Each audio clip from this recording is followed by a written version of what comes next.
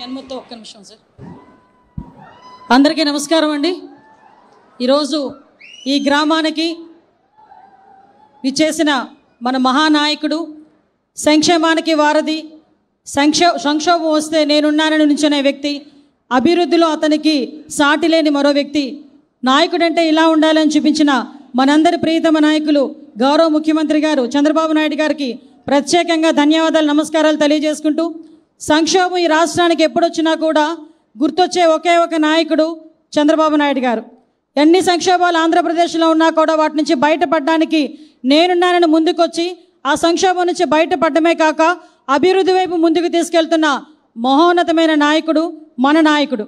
మన చంద్రబాబు నాయుడు గారిని మన నాయకుడు అనే కన్నా ఈ ఆంధ్రప్రదేశ్ రాష్ట్రానికి నావికుడు అంటే కనుక ఇంకా బాగుంటుందని నేను అనుకుంటున్నా.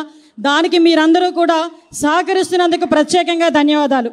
ఈ కార్యక్రమానికి మన కలెక్టర్ గారికి, అదేవిధంగా వేదిక మీద ఉన్న మంత్రి గారు కొండపల్లి శ్రీనివాస్ గారికి, ఎంపీ గారికి, అందరికీ కూడా పేరు పేరున ధన్యవాదాలు తెలియజేసుకుంటూ, నేను ఈరోజు ఈ మైక్ తీసుకునేదానికి ఒకే ఒక కారణం ఉంది.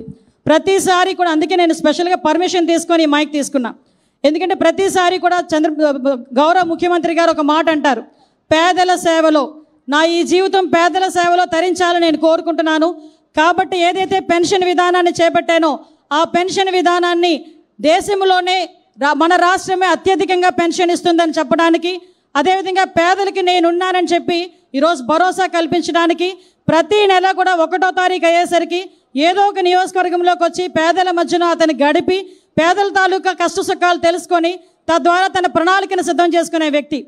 ఇదే వ్యక్తిని ఇదే రోజు కరెక్ట్గా 22 సంవత్సరాల క్రితం తిరుపతి అలిపిరి గేటు దగ్గర ఇదే వ్యక్తిని ఆ రోజు 22 క్లైమోర్ మైన్స్ పెట్టి పేల్చి చంపడానికని ప్రయత్నించిన దుండగులు ఒకవైపు అయితే, ఆ రోజు ఆ వెంకన్న స్వామి ఏ దృష్టితో ఈ మహానుభావుడిని బతికి మన దగ్గర పంపించారో తెలియదు, కానీ ఈరోజు మనందరికీ కూడా అర్థమవుతుంది ఆ విషయం. మొన్న ఈ సందర్భంగా నేను చెప్పాలి, ఎందుకంటే అసెంబ్లీలో మొన్న నేను చూసినప్పుడు ఒకటి నేర్చుకున్నా. చంద్రబాబు నాయుడు గారిని చూస్తే ఇలాంటి మీటింగుల్లో ఒక సీఎంలా కనిపిస్తారు, అసెంబ్లీలో పవర్ పాయింట్ ప్రెజెంటేషన్ చేస్తే ఒక టీచర్లా కనిపిస్తారు, అదే ఒక వ్యాపారవేత్తల మీటింగ్లో కనిపిస్తే ఒక వ్యాపారవేత్తలా కనిపిస్తారు, ఒక ఆర్థిక శాస్త్రవేత్తల మీటింగ్లో కనిపిస్తే ఒక ఆర్థికవేత్తగా కనిపిస్తారు. అటువంటి వ్యక్తి ఈరోజు మన దగ్గర ముఖ్యమంత్రి స్థాయిలో ఉండి, ఈయన ముఖ్యమంత్రిగా చూడని సంవత్సరాలు లేదు. ఈరోజు ఈ దేశంలోనే అత్యధికంగా ఎక్కువ సంవత్సరాలు ముఖ్యమంత్రిగా చేసిన వ్యక్తి మన చంద్రబాబు నాయుడు గారు, మన ముఖ్యమంత్రి గారు.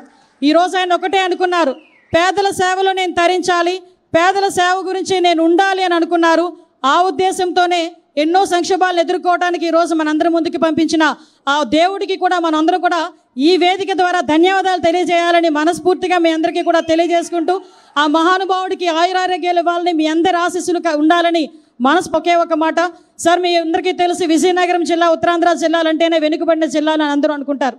కానీ మీ సారథ్యంలో ఇక్కడున్న ప్రజాప్రతినిధులు కానీ ఇక్కడున్న అధికార యంత్రాంగం అంతా కూడా అభివృద్ధి చెందిన జిల్లాలుగా మార్చడానికి, అభివృద్ధి చెందిన జిల్లాలుగా ప్రకటించుకోవడానికి కూడా మీ ద్వారా పనిచేయడానికి మేమందరం కూడా సిద్ధంగా ఉన్నామని ఈ వేదిక ద్వారా తెలియజేసుకుంటూ, ఈ అవకాశం ఇచ్చిన మీ అందరికీ కూడా ప్రత్యేకంగా ధన్యవాదాలు, నమస్కారాలు తెలియజేసుకుని సెలవు తీసుకుంటున్నా.